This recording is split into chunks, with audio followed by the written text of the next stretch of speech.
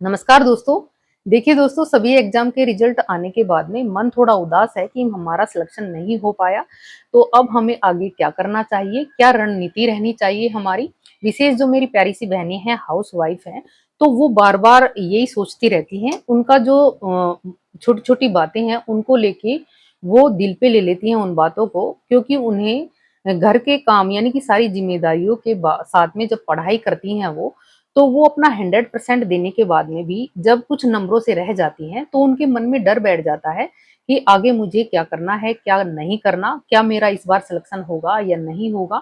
ऐसा उनके मन में उथल-पुथल मची रहती है, यानी कि उनके मन में जो ये असफलता है, उसका डर हावी हो जाता है। और ये डर कैसे इस डर से हम बाहर निकलें, कैसे हम अपने आप को वापस से रीस्टार्ट करें, कैसे हम वापस से पढ़ाई में अपना मन लगाएँ, तो आज का सेशन हमारा यही है। आज हम यही बात करेंगे। देखिए दोस्तों, अगर आपके मन में बहुत से सवाल होंगे आपके मन में कि मैंने बहुत मेहनत करी थी, लेकिन मेरा इस बार नहीं हो पाया, अब मैं क्या करूँ?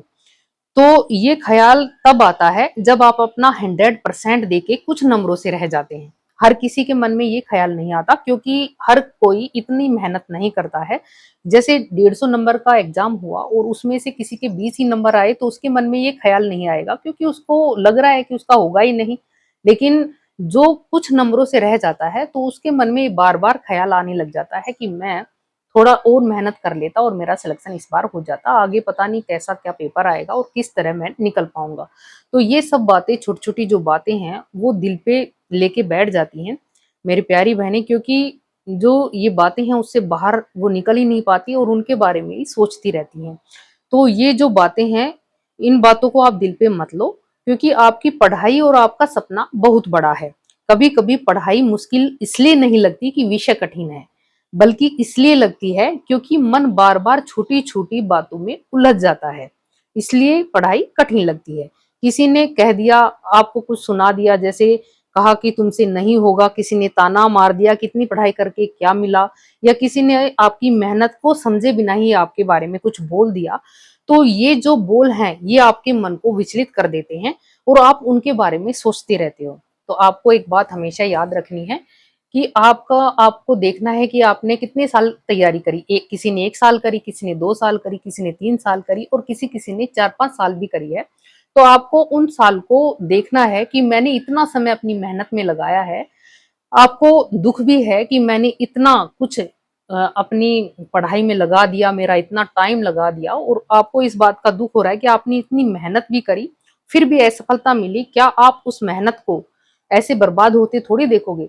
आपको एक दिन उसको साकार होते देखना है, क्योंकि आपका खुद का चयन था ये कि मेरे को इस लाइन में जाना है, यहाँ गवर्नमेंट एग्ज़ाम की तैयारी करनी है और मेरे को ये बनना है, आपका खुद का सपना था ये। तो एक बार आप खुद से पूछो कि आपने क्या उस ईमानदारी से पढ़ाई करी? क्या आपने सपने को जो आपने देखा था पढ़ाई के लिए, क्या उसको पूरी ईमानदारी से निभाया आपने? क्या मेरी पढ़ाई में कहीं कुछ कमियाँ तो नहीं रह गई? अगर कहीं कोई कमी है तो आप उसको सुधारो, आप उस पर काम करो और फिर देखो कि जो असफलता है वो एक दिन आपसे दूर चली जाएगी और आपको सफलता मिल जाएगी। फिर से मेहनत करो, आप अपना मन लगाकर, जो आप अपना अच्छे से मन लगाकर पढ़ाई करो। पिछले जो 3-4 साल आपने खराब करे हैं, उनके बारे में देखो कि मैंने ये जो 3-4 साल दिए हैं मेरी पढ़ाई को, अपनी ज़िंदगी के सबसे कीमती टाइम जो मैंने पढ़ाई में लगाया है, अगर अब वो जीवन में कहीं आगे काम नहीं आया तो मैं फिर मेरे वो 3-4 साल खराब ही जाएँगे। तो आपको ऐसे सोचना होगा कि मैंने जितना टाइम पढ़ाई में लगाया है, अगर थोड़ा और लगाऊँगा तो मेरा सिलेक्शन अब की बार हो जाएगा। तो आपको अपने उन सालों के बारे में भी देखने हैं, क्योंकि ज़िंदगी में वो आपका समय वापस नहीं आएगा, तो आपको थोड़ी और मेहनत करनी है। आपको एक बार अपना वापस से रीस्टार्ट करना है पढ़ना, और आपको अब की बार 100% लगाना है, क्योंकि आपको फिर से शुरू करना है सब कुछ, ज़ीरो से शुरू करो आप। और जो ये असफलता है, इससे आप दूर मत भागो, क्योंकि असफलताओं से ही हमें सफलता मिलती है, इसी से हम धीरे-धीरे सीखते हैं। जो ये सफलता है, इसकी पहली सीढ़ी असफलता होती है। तो आप बिल्कुल भी मत घबराओ, क्योंकि वो जो फर्स्ट रैंक लेकर आता है, वो भी बहुत बार असफल होके सफलता प्राप्त करता है और फिर वो पहली रैंक लेके आता है। तो आप बिल्कुल भी घबराओ मत, क्योंकि असफलता से नहीं गुजरेंगे तो सफल कैसे होंगे हम? आपको ये सोचना है और आप हमेशा ये मन में ये ख्याल रखो कि मैं थकी हूँ लेकिन हारी नहीं हूँ, मैं भावुक हूँ लेकिन कमजोर नहीं हूँ, मुझे चोट लगी है लेकिन मैं अपने सपने में पीछे नहीं हटूंगी, ऐसा आपको सोचना है। इसलिए अपने मन को संभालो, किताब उठाओ और फिर से शुरू हो जाओ।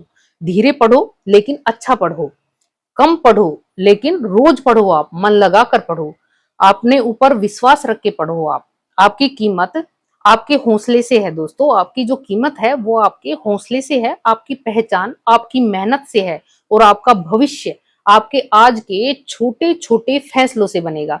तो ध्यान रखना, लोग तो बोलेंगे लेकिन मैं सुनूंगी, ऐसा ध्यान रखना है। लोग बोलेंगे, मैं सुनूंगी नहीं उनकी बिल्कुल भी।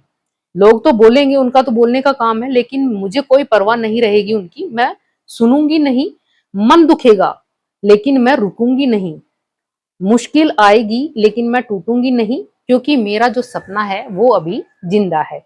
ऐसे आपको सोच के आगे बढ़ना है, आपको अपनी मेहनत करते जाना है और एक दिन आपको सफलता जरूर मिलेगी, ऐसा हमेशा ध्यान रखना। देखिए दोस्तों, अगर आप मेरे चैनल पे पहली बार आए हो तो मैंने राजस्थान इतिहास का बहुत कुछ करवा रखा है, सारे क्वेश्चन 2025 तक के करवा रखे हैं, आप देख लेना। और जो सेकंड पेपर हिस्ट्री की तैयारी कर रहा है और जीके की भी आप देखो तो हिस्ट्री का मैंने सारा कुछ करवा रखा है। प्राचीन भारत के बहुत से वीडियो हैं और मध्य के और आधुनिक के, और मैंने जो आधुनिक भारत है उसके सारे करीब करीब सारे टॉपिक के क्वेश्चन भी डाल रखे हैं, सारी व्याख्या के साथ में है, तो आप उनको जरूर से देख लेना।